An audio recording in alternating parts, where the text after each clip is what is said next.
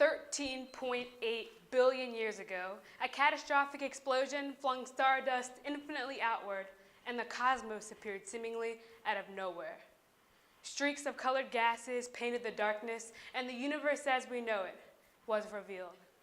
Some 92 million miles from the sun, we find ourselves at planet Earth, nestled between Venus and Mars, the impeccably spherical blue orb we call home, our Eden.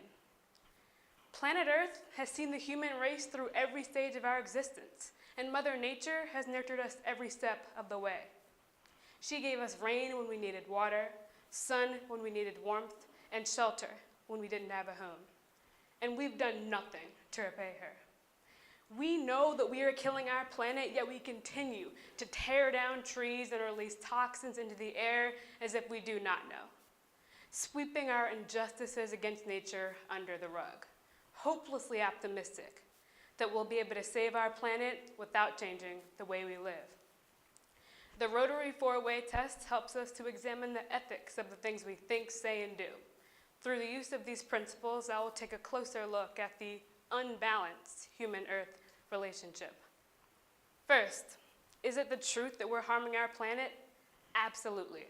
According to Greenpeace, an environmental organization, there is currently a pile of trash the size of Texas, floating like an island in the middle of the Pacific Ocean by virtue of the 14 million pounds of trash we dump there every year.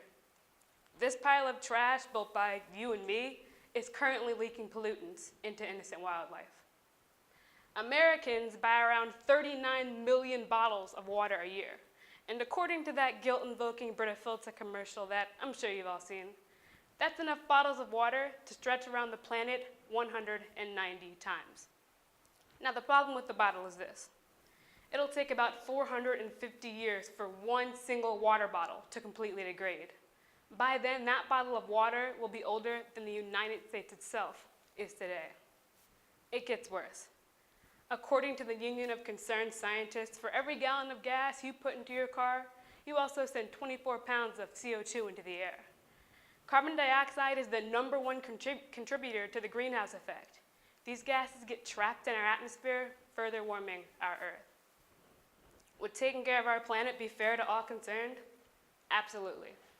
According to Scientific American, pollution has been linked to a wide variety of conditions, such as obesity, asthma, and Alzheimer's. People who live in major cities with more traffic pollution have a significantly higher risk of developing lung cancer than people who live in smaller cities with less pollution. Decreasing this pollution, especially in major cities, would subsequently decrease our risk of certain illnesses. Decreasing deforestation would also be fair to the millions of animals who lose their homes and habitats every year. Would taking care of our planet build goodwill and better friendships? Of course. One of the definitions of goodwill is cooperation. And if we really want to save our planet, then it's going to take a large-scale, worldwide effort with all people coming together for a common goal. In fact, this has already begun. In November of 2014, two countries, the United States and China, came together with the goal of cutting carbon emissions by a quarter by the year 2025, a prime example of goodwill.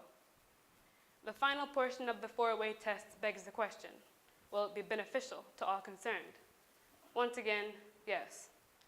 According to the Environmental Protection Agency, since the regulation and subsequent reduction of air pollution in the 1960s, Americans have avoided 860,000 asthma attacks per year, 160,000 premature deaths per year, and we've saved a total of $22 million in healthcare costs.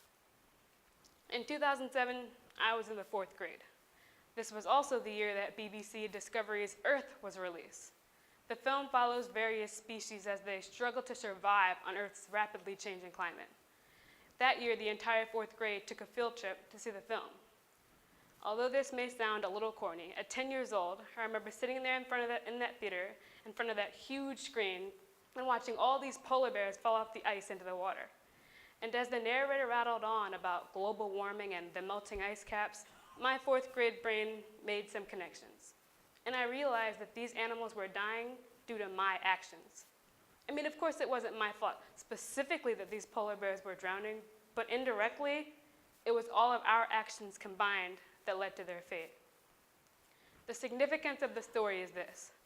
Sitting in that theater, I realized the devastating impact that our actions can have on this planet and the life it sustains. There's a saying that goes, with great power comes great responsibility. We as humans essentially have the power when it comes to the hierarchy of life on Earth. And with that power comes the responsibility to protect and preserve this planet and the polar bears that live on it. But we can't just keep saying reduce, reuse, recycle, and save the polar bears without actually doing anything. So what can you do? Well, you can use both sides of a sheet of paper to save trees, or ride your bike to avert carbon dioxide emissions. Shower with a partner to save water. Enough said. Just got your new iPhone 6? If so, recycle your old iPhone 5 to keep it from becoming one of the 180 million phones dumped into landfills each year. According to 50 Ways, a website dedicated to educating the public on what they can do to help the environment, if every household in the United States replaced a standard light bulb with a compact fluorescent bulb, the decrease in pollution would be equivalent to taking 1 million cars off the road. These may all sound like small actions, but you've got to remember that when you've got 8 billion people all doing their small part, it can turn into something really big. And if we all do our small part, we could go down as the generation that literally saved the world. And we can finally repay Mother Nature for everything she's done for us. Thank you.